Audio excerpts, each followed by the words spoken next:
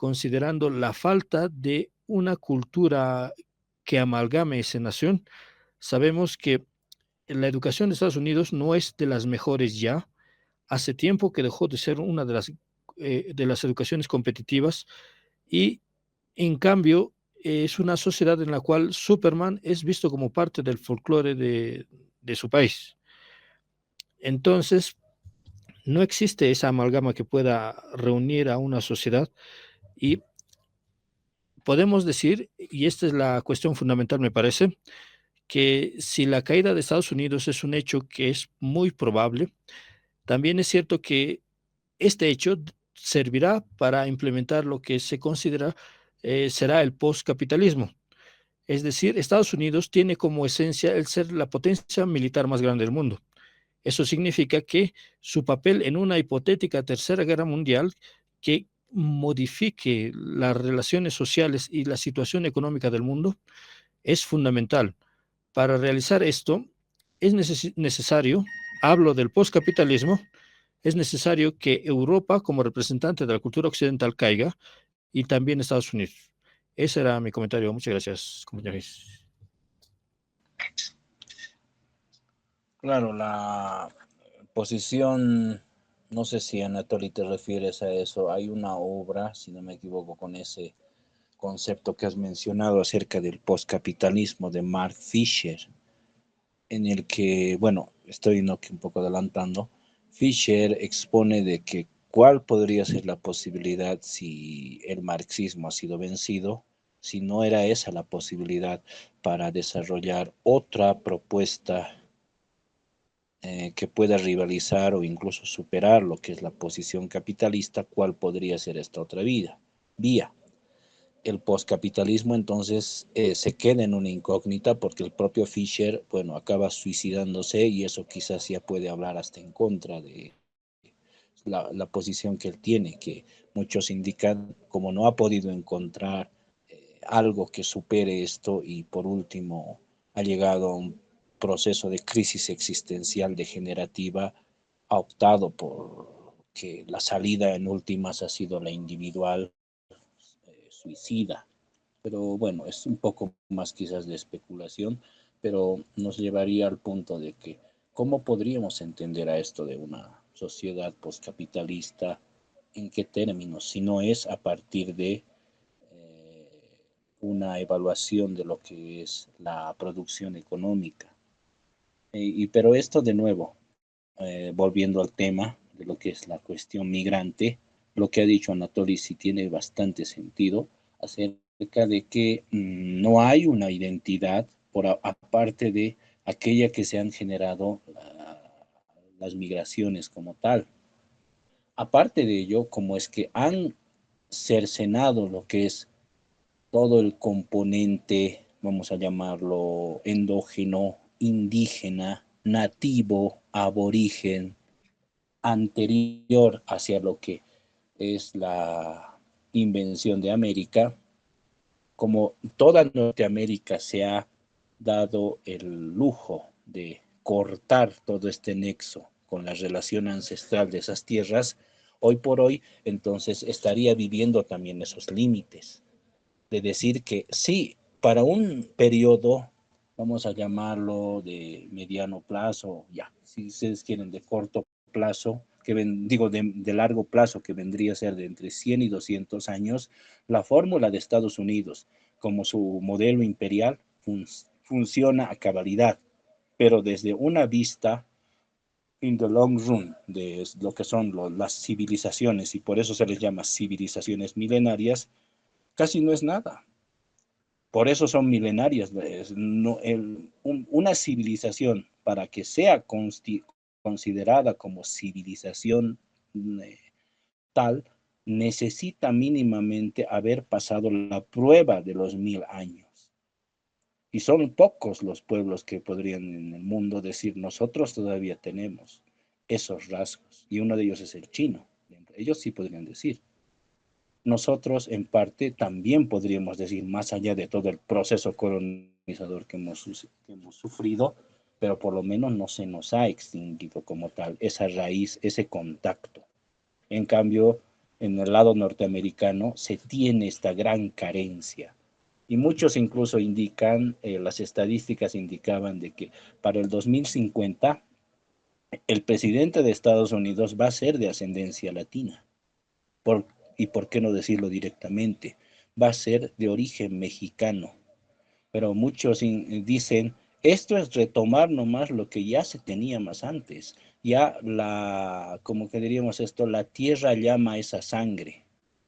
Los migrantes, luego de mejor dicho, los mexicanos, al perder la guerra hispano-norteamericana, digo, México-norteamericana, y ceder la mitad de su territorio, muchos de los que estaban ahí en las tierras de California, Texas, Nuevo México y demás, o sufrieron deportaciones hacia lo que es el lado mexicano que quedaba a partir del Río Bravo, o directamente pues fueron neutralizados. De ahí de nuevo las marchas al oeste y demás, pero que no, diríamos, trataban de extinguir, trataban de cortar esos nexos nativos, que hoy bien les hace falta para encontrar una identidad de nación política como tal y que pueda dar la esperanza hacia un futuro del Estado norteamericano con esta contradicción interna que tiene de las migraciones. ¿Cómo es que puede sopesar o construir a partir de ello identidad? O por el otro lado, ver que ese es el límite de esa fórmula imperial como tal. Pero es bastante, por eso da para hilar más fino todavía este tipo de afirmaciones.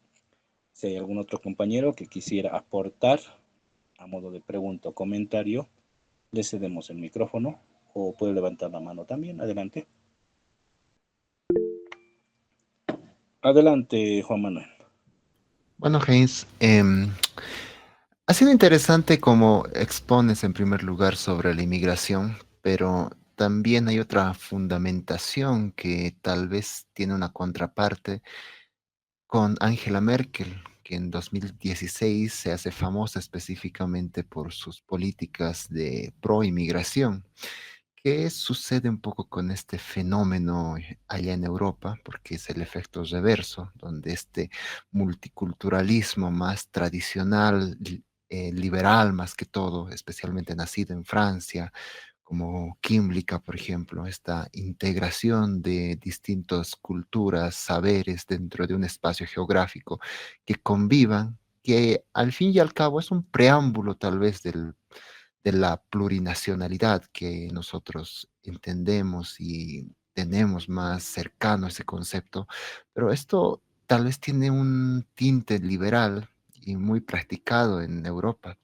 Lo que sucede un poco con Angela Merkel y ya sea su forma de gobierno y gestión mayormente de la inmigración europea, conlleva mayormente varios matices. Es la idea de cómo pueden dos culturas que más allá de los lazos históricos y las conexiones históricas que tengan, hay una diferencia cultural notable.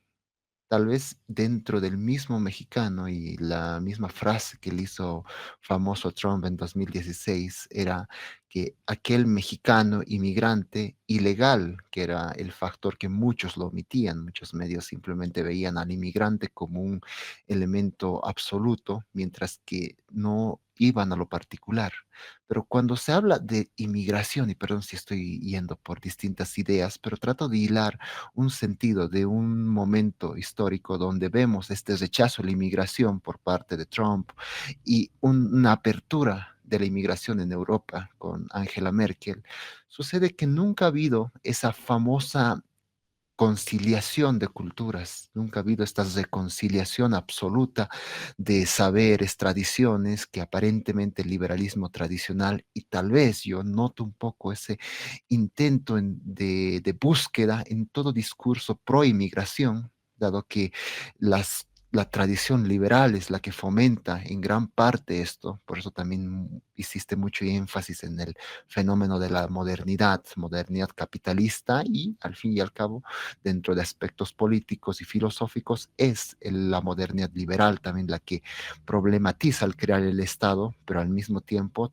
trata de solucionar o simplemente abrir un aspecto al involucrar el tema de la integración. Entonces, la misma ONU, que tiene un segmento particular, que es el ACNUR, es el que promueve este tipo de culturas, que ha celebrado muy bien el caso de Merkel. Ahora, mi cuestión es, ¿tú no ves alguna crítica fuera de esto a estos procesos en los que nunca las culturas han logrado reconciliarse completamente? Siempre ha habido esta disputa entre dos segmentos culturales muy dispersos y en el caso europeo fue más evidente porque se vio el choque de aquella cultura más musulmana, africana, que en muchos casos ha chocado, no bien con países con descendencias o historias coloniales como Francia, Portugal, sino que países que han estado más ajenos. Por ejemplo, el caso de Hungría y Orbán es el caso más paradigmático,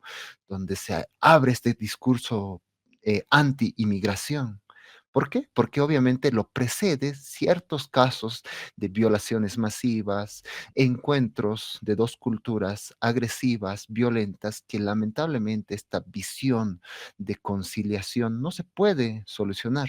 Un poco, yo te pregunto así para sintetizar, ¿no encuentras que este fenómeno de choque, de confrontación de culturas está presente también en los Estados Unidos y en sí en todo lado, aquí en América Latina también lo hablamos, porque creo que criticamos a Trump, pero no vemos que Chile utiliza esa misma política, y siendo un gobierno de izquierda, siendo un gobierno progresista, de alguna manera termina cediendo ante la presión.